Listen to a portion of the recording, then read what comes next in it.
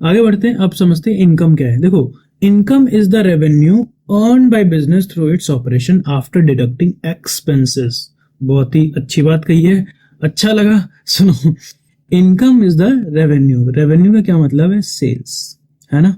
जैसे कि मान लो मैंने शू पहले बाय किया, किससे बाय करूंगा, सप्लायर से, और सेल करूंगा किसको, कस्टमर को, राइट। तो इनकम इज नथिंग। अब देखो, बाय जब किया मैंने, उस पर क्या किया, खर्चे किए, तो इसको हम क्या बोलेंगे, एक्सपेंसेस। और जब ये मैंने सेल किया तो मैंने क्या किया, रेवेन्यू जनरेट किया। तो ये बोलता है कि इनकम क्या हुई, इनकम कितना हुआ, कितना इनकम का, पैसे कितने कमाए मैंने, तो पैसे कितने कमाए मैंने, यहाँ पे कैसे आएगा इनकम, इनकम आएगा ऐसे, जब मैं रेवेन्यू जितना कमाया उसमें से जितने एक्सपेंसेस है उसको माइनस कर दो। फॉर एग्जांपल, अगर मैंने शू को खरीदने में 2 लाख रुपए लगाए, मतलब बहुत सारे यूनिट खरीदी और इन सभी यूनिट को बेच के 3 लाख रुपए बनाए, तो रेवेन्यू 3 लाख रुपए की सेल्स, सेल कितनी हुई बेटा, 3 लाख रुपए की, और एक्सपेंसेस कितने थे इस पे, 2 लाख के, तो मेरा इनकम कितना हुआ, इनकम हो गया मेरा 1 लाख का। समझ में इनकम क्या है। तो income is the revenue earn by a business through its operation. और ध्यान रखना, इनकम में क्या आता है, सिर्फ वही पैसा जो बिजनेस के जो काम है उससे आया हो। यानी जैसे मैंने कोई मशीनरी खराब होगी और उसको बेचा, तो वो पैसा मैं यहाँ इंक्लूड नहीं करूंगा, समझना। मैं सिर्फ उसी पैसे को इंक्लूड करूंगा जो मेरे डेली ऑपरेशन का पार्ट है।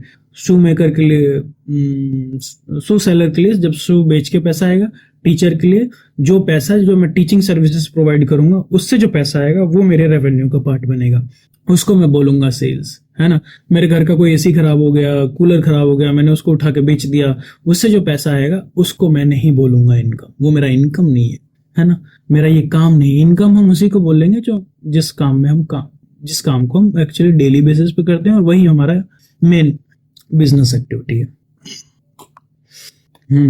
तो फॉर एग्जाम्पल, रेवेन्यू अगर 1 लाख है आपका और एक्सपेंसेस आपने 70,000 के किए, तो इनकम कितना हुआ, 30,000 का। ठीक है, अब हम बात करते हैं प्रॉफिट का। देखो, इनकम क्या है, रेवेन्यू माइनस एक्सपेंसेस, और रेवेन्यू क्या है, सेल्स। और ये सेल्स कैसे आया है, डेली ऑपरेशन से। किससे है, जो डेली ऑपरेशन है, कोर बिजनेस एक्टिविटीज से जो पैसा आता है उसको हम बोलते हैं इनकम। लेकिन लेट्स से अब हम समझने ही करते हैं, कोशिश करते हैं प्रॉफिट को। तो प्रॉफिट क्या है, profit is the financial gain when revenue exceed expenses. जब आपका रेवेन्यू क्या है, सेल्स, रेवेन्यू क्या है बेटा, सेल्स, और एक्सपेंसेस क्या, खर्चे। जब आपका सेल्स ज्यादा होगा एक्सपेंसेस से, तो हम क्या कहेंगे, हमें क्या होगा, मुनाफा होगा, और उसी मुनाफे को हम क्या बोलेंगे, हम उसको बोलेंगे प्रॉफिट। जैसे मान लो सेल्स मैंने 2 लाख का किया, एक्सपेंसेस उस पे 1.5 लाख थे, तो प्रॉफिट मेरा कितना हो जाएगा बेटा, प्रॉफिट हो जाएगा 50 के। और ये डेली ऑपरेशन का पार्ट है मेरे, ठीक है।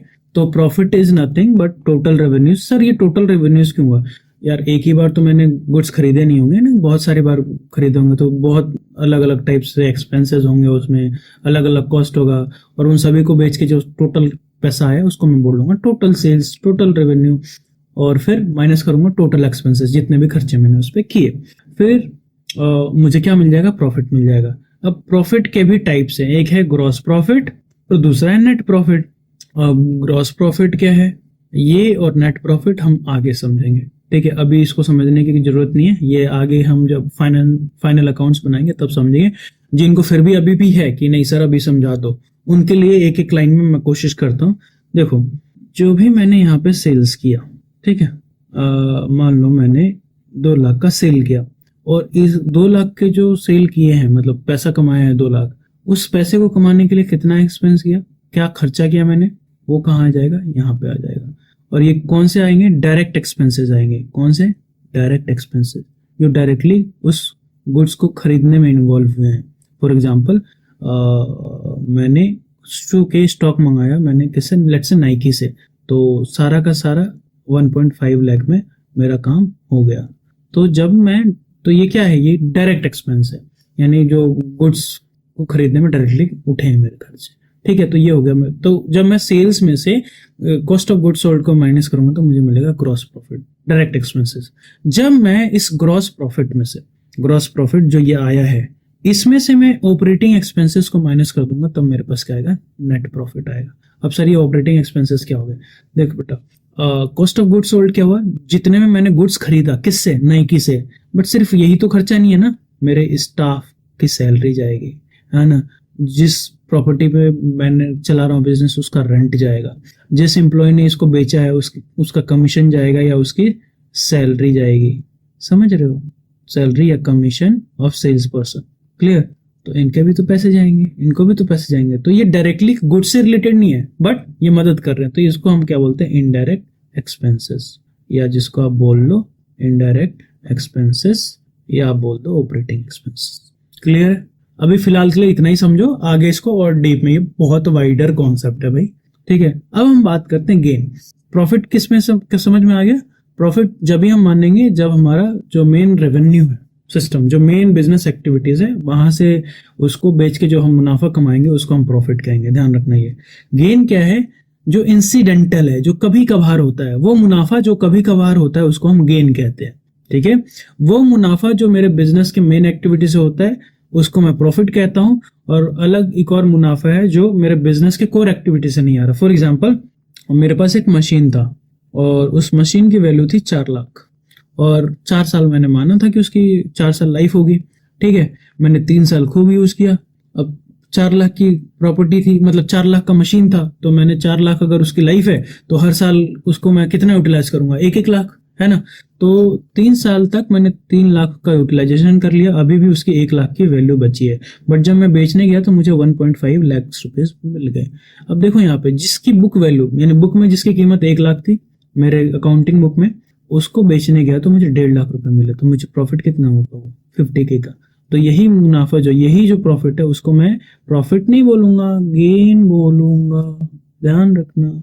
फिर सेलिंग एग्जांपल दिया है, selling an old machine for 50,000 जिसकी बुक वैल्यू 40,000 की थी, तो कितना आ गया, गेन आ गया। अगर यही मेरा मेन ऑपरेशन होता कि मैं मशीन ही बनाता हूं और मशीन को ही बेचता हूं, तब इससे पैसे कमाए होते तो मैं उसको प्रॉफिट बोलता, गेन नहीं बोलता। नहीं समझ में आया, थोड़ा सा रिवाइंड करो, सुनो, आ जाएगा, ठीक है। लॉस क्या है, when expenses are more than the revenue. For example let's say मैंने 2 लाख के शूज तो मंगाए थे बट वो आउट ऑफ ट्रेंड हो गए, और जिसकी वजह से मुझे 50,000 का घाटा हो गया, 50K का लॉस हो गया, तो कितने में बेचा होगा मैंने इसको, 1.5 लाख में, ठीक है। तो जो ये 50,000 का घाटा, यही है आपका लॉस। क्यों, जो आपका एक्सपेंसेस है, एक्सपेंसेस कितना था, 2 लाख, और आपका रेवेन्यू कितना है, 1.5 lakh. When expenses exceed the income you have generated, तो आपका क्या होगा, लॉस होगा, क्लियर। तो लॉस का फॉर्मूला क्या है, एक्सपेंसेस माइनस रेवेन्यू, जितना आपने पैसा कमाया वो कम है। तो मान लो यहाँ पे एक्सपेंसेस 2 लाख के थे मेरे, उसमें से रेवेन्यू कितना है, 1.5 लाख का, ठीक है। तो यहाँ पे मैं लिख लेता हूँ, यहाँ पे लिख देता हूँ 1.5 लाख, तो मेरे पास 50K का लॉस आ गया, समझ में आई। यहाँ पे एग्जांपल दिया, एक्सपेंसेस 1 लाख के हैं, रेवेन्यू 70,000 के, तो लॉस कितने के हुए, 30,000, क्लियर।